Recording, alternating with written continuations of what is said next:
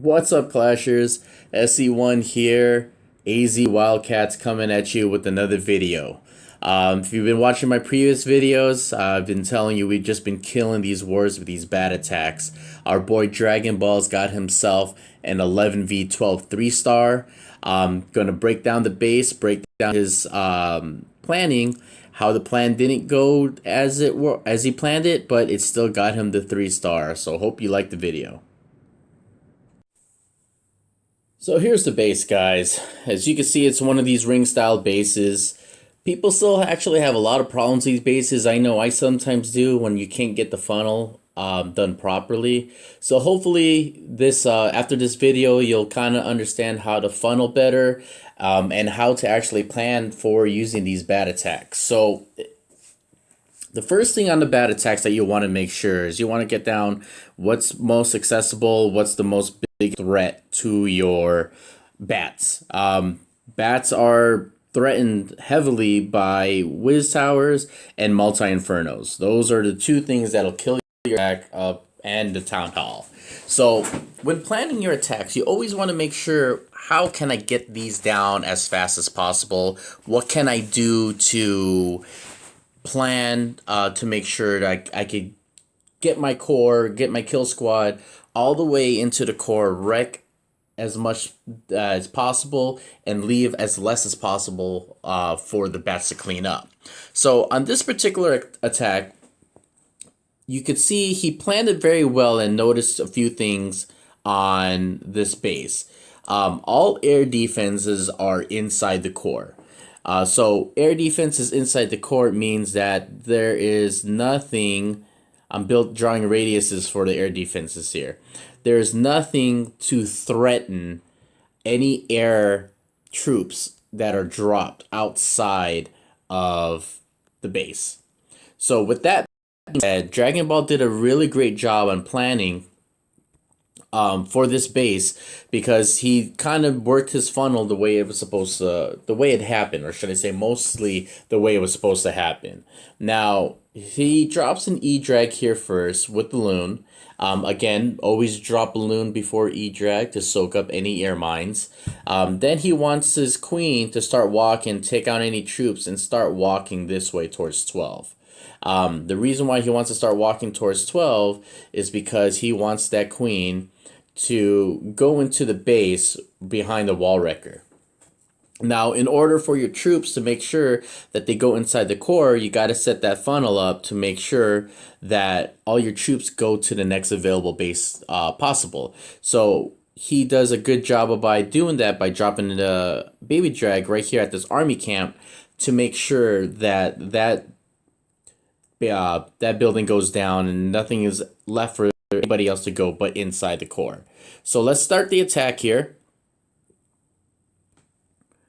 and kind of show you his fails, where it didn't work, where it did work. So I'm going to play at a half speed here so I could get very thorough into the attack. So you can see he drops his E-drag to clean out all this trash right here. There is no air defense able to even threaten his queen walk, as his healers are right here, or threaten his E-drag, because you only have an archer tower, whiz tower, really targeting that troop. He already cut his funnel right there, and now he drops the rest of his troops with the wall wrecker right behind it.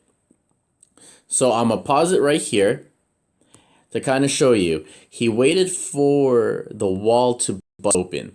The reason why you have to wait for the wall to bust open is that if it didn't open and he dropped his troops, the Pekkas are going to go straight for the workshop, and that's what you don't want to do. That's what's going to kill your attack. So he did a really good job on being patient on when to drop his on when to drop the rest of the kill squad. So he drops, I believe it's 3 Pekka, 9 Wiz, 7 bowlers behind, and that's what he's using to take out the rest of this gut right here. So this is where his plan kind of didn't go. Maybe he tried to go it this way. I'm pretty sure he didn't. But like I said, this is a 3-star. It wound up working out for him in his favor because these bats are just so powerful right now. So Queen is stuck on this cannon right here. So Unfortunately, Grand Warning goes down and Drag leaves this arm barrack up. So unfortunately, instead of Queen going in, Queen goes around. But it worked out to where that actually helped his attack, and I'll show you why. So I'm gonna start playing the video again. Troops start going into the gut, and this is where everybody's going. He's gonna rage this area up right there. By raging up that area, he's taking out just anything that's a threat to the bats. He's taking out these whiz towers. He's gonna get one of these infernos down. He's taking out the eagle and the queen. So CC comes out, and with everything raged up to there, the bowlers are the witches and the skeletons that were in the war CC are just no match for everything in that gut. He uses his ability to make sure they don't get too far held up, but others are just doing their job. They're just wrecking shop and getting those bowlers, those boulders over to the witches to get it down. So right here, as you can see, there's a whole bunch of troops left in that core. I'm gonna pause it there. So I'm gonna zoom in, and you see there's a whole bunch of troops right into the core. And the reason why I'm focusing on that is because the Inferno Tower can only lock onto a certain number of troops at a time. Because there's so many troops and his BK using his ability, the barbarians that came out just were a tank for the bats. So he drops his bats, and by him doing that, he drops his bats and still has use. He still has his his 3 freezes left over.